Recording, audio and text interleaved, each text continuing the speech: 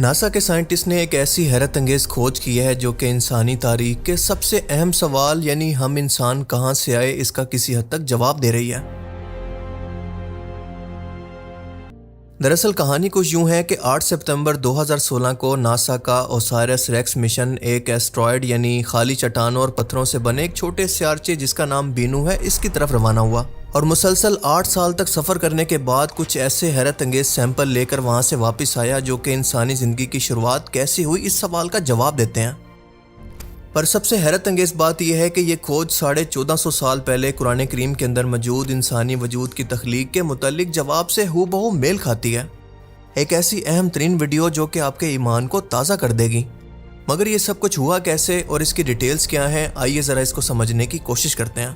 ہم یہ جاننے کی کوشش کریں گے کہ یہ مشن تھا کیا اور ناسا کے سائنٹسٹ کو اس سیارچے سے کیا ملا، قرآن پاک اس بارے میں کیا کہتا ہے، اور مشہور American researcher doctor Ellis Silver اس کی تصدیق کیسے دلائل اور لاجک کے ساتھ پہلے ہی کر چکا ہے۔ آئے ذرا ایک ایک کر کے ان تمام سوالوں کے جواب جاننے کی کوشش کرتے ہیں۔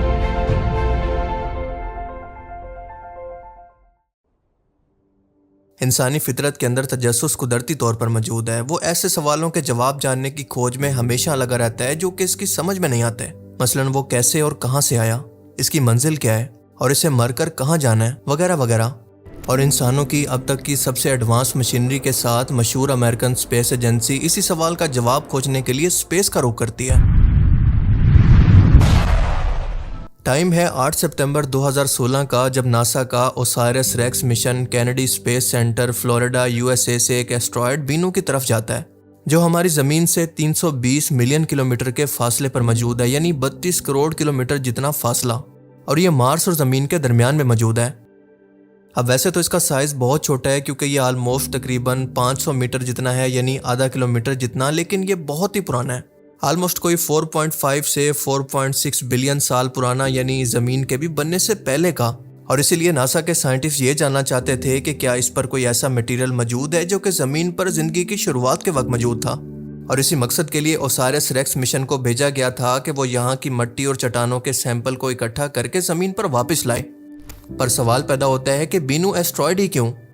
اس کی وجہ یہ ہے کہ یہ سولر سسٹم کے سب سے زیادہ قریب موجود ہے، اور اسی وجہ سے اس کو ٹائم کیپسول بھی کہا جاتا ہے کہ اس ٹائم سے لے کر یعنی جب سے یہ بنا ہے ابھی تک اس کے اندر کچھ بھی نہیں بدلا، مطلب یہ آج بھی بالکل ویسا ہی ہے جیسا کہ 4.5 ارب سال پہلے موجود تھا۔ یہ اتنا پرانا ہے کہ ہمارے سورج اور پلینٹس کے بننے کے فوراً بعد وجود میں آیا تھا۔ جب ہمارا سورج پیدا ہو رہا تھا تو اس کے گرد گیسز، برف اور پتھروں کے بڑے بڑے بادل موجود تھے، اور انہی میں سے چھوٹے چھوٹے ٹکڑے ٹکرا کر آپس میں جڑنے لگے، جن میں سے ایک یہ بینو بھی تھا جو آج تک کسی پلینٹ یا سورج کا حصہ نہیں بنا بلکہ آج تک اکیلا ایسٹرائیڈ بن کر گھوم رہا ہے، یعنی یہ سورج کے بننے والے ابتدائی ملبے یا پھر ارلی سولر ڈیبریز میں سے ایک ہے۔ اور اسی لیے اس کی اسٹڈی ہمیں یہ بتا سکتی ہے کہ زمین پر زندگی کی شروعات سے پہلے یہاں پر حالات کیسے تھے۔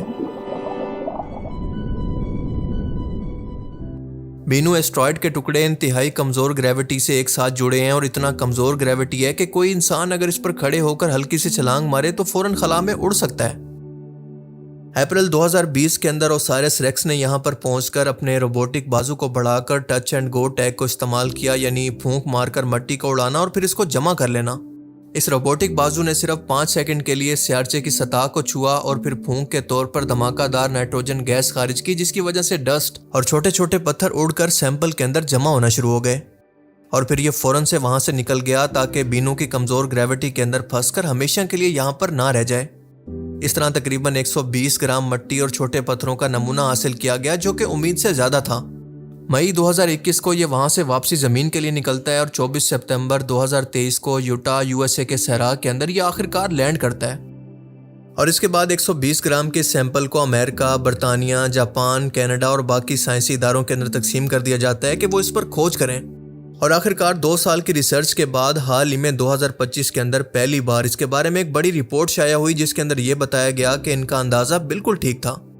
نیچر اور نیچر میگزین کے اندر اس کو پبلش کیا گیا، جس کے اندر یہ بتایا گیا کہ اس مٹی کے اندر انسانی DNA اور آرگینک کمپاؤنڈز موجود ہیں، وہ DNA جو کہ زمین پر زندگی کی بنیاد یا پھر شروعات ہے، یعنی آسان الفاظ کے اندر جس چیز سے انسان بنے ہیں یا پھر تمام جاندار چیزیں بنی ہیں، وہ تمام چیزیں اس مٹی کے اندر موجود تھیں۔ حیرت انگیز طور پر اس مٹی کے اندر زندگی کے لیے ضروری 20 میں سے 14 امائنو ایسڈز اور DNA کے 4 بنیادی اجزاء بھی شامل ہیں۔ اور صرف یہی نہیں بلکہ اس کے اندر ایسے معدنیات اور نمکیات بھی پائے گئے ہیں جو کہ اس بات کی علامت ہیں کہ کبھی وہاں پر پانی بھی موجود تھا۔ اس مٹی کے نمونے کے اندر امونیا بھی ملی ہے جو کہ آرگینک کیمیکل ری ایکشن کے لیے بہت ضروری ہے۔ یعنی ہم یہ کہہ سکتے ہیں کہ پینسپرمیا تھیوری کافی حد تک سچ ثابت ہو چکی ہے، جو یہ کہتی ہے کہ زمین پر زندگی یعنی بایولوجیکل لائف کی شروعات کے لیے تمام لائف میٹیریل زمین پر موجود نہیں تھے، بلکہ آسمان میں کہیں سے میٹروئڈ یا پھر ایسٹرائڈ کی صورت زمین پر اتارے گئے ہیں، اور یہ بلڈنگ بلاکس آف لائف پوری یونیورس کے اندر خصوصاً ہمارے سولر سسٹم کے اندر آج بھی پھیلے ہوئے ہیں۔ پر سچ یہ ہے کہ زمین کے علاوہ یونیورس میں کہیں پر بھی زندگی کی شروعات نہیں ہو سکی، کیونکہ اس یونیورس کو بنانے والا یہ چاہتا تھا کہ صرف زمین پر اس کی شروعات ہو، اور زمین پر بھی اس کی کریشن کا کلائمیکس انسان کی صورت میں سامنے آئے۔ اور انسانوں کے اندر حیرت انگیز طور پر آج بھی یونیورس کی جھلک دیکھی جا سکتی ہے، کیونکہ ذرا انسانوں کی آنکھوں کو دیکھیں، اس کے نروس سسٹم کو دیکھیں، اور سب سے بڑھ کر انسان میں موجود آرگینک میٹر کو دیکھیں جو کہ اسپیس کے اندر بھی موجود ہے، تو ایسا لگتا ہے کہ یہ یونیورس ہمارے اندر موجود ہے۔ مطلب ہم انسان اس دنیا کے نہیں ہیں، بلکہ اصل میں اس یونیورس کے اندر کہیں پر ہمارا اصل گھر موجود ہے۔ اب ذرا آپ بینو کی طرف سے لائی گئی مٹی کی شکل کو غور سے دیکھیں تو آپ کو پتہ چلے گا کہ یہ ایک کالی مٹی ہے جس کو اگر پانی میں ملایا جائے تو ایک لیس دار مادہ بنے گا، بالکل گاڑھا مادہ۔ اب اسی چیز کو مد نظر رکھتے ہوئے سورہ الحجر کی آیت نمبر 26 پر غور کریں، جس کے اندر اللہ پاک فرماتا ہے، اور ہم نے انسان کو بجتے ہوئے سڑے ہوئے گارے یعنی کالی مٹی سے پیدا کیا۔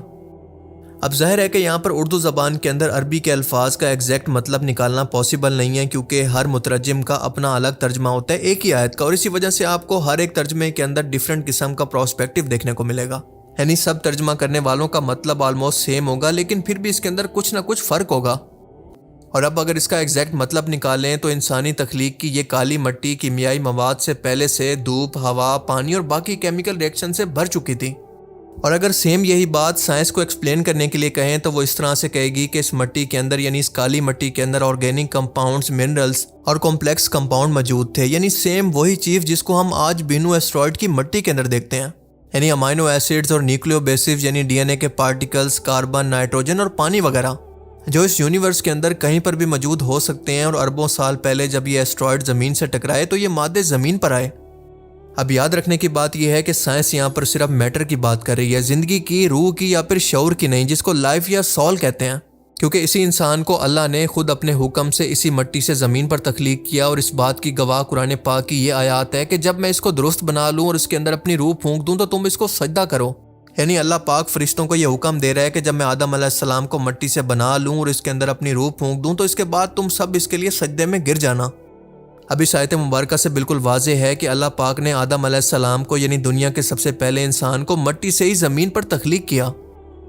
قرآن پاک اس کے بعد ہمیں بتاتا ہے کہ انسان کی تخلیق کے بعد آدم علیہ السلام کو جنت میں رکھا گیا اور اس کے بعد اما حوا کے ساتھ ہی سزا کے طور پر زمین پر خلیفہ بنا کر بھیج دیا گیا۔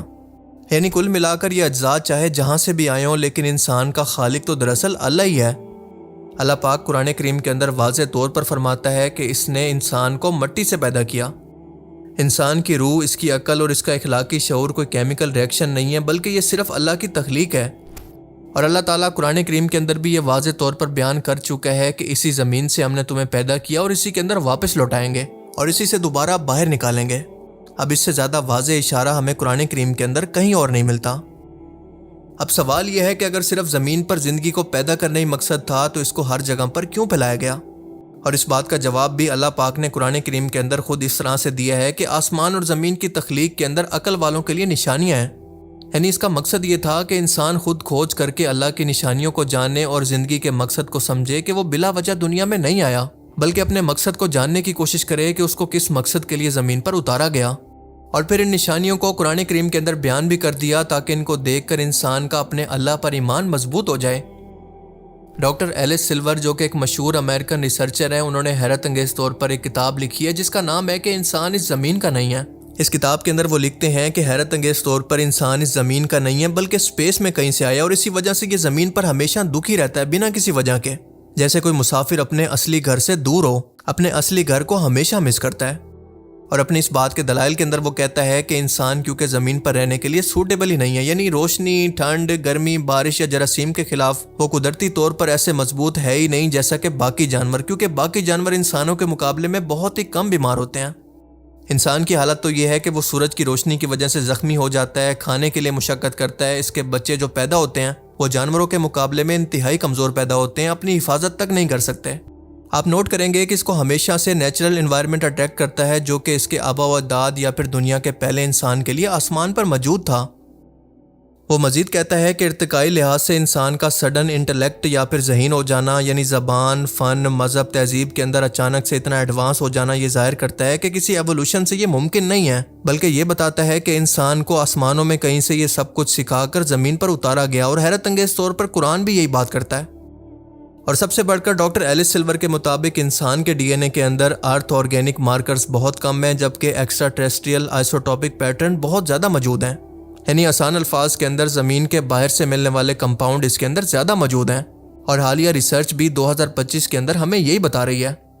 اور اس طرح کی ڈاکٹر ایلس سلور کی بہت ساری باتیں انتہائی لاجیکل محسوس ہوتی ہیں اور انسان کو قائل کرتی ہیں کہ بے شک انسان چاہے جتنا بھی ایڈوانس ہو جائے، لیکن آخر کار اس کی کھوج کا اختتام اسی جگہ پر ہوگا جو کہ اس کے رب نے اس کو ہزاروں سال پہلے سمجھا دیا تھا، اور یہی اس خالق کے سچا ہونے کا سب سے بڑا ثبوت ہے۔ اللہ تعالیٰ سے دعا ہے کہ وہ ہمیں سمجھنے کی اور نیک عمل کرنے کی توفیق عطا فرمائے، آمین۔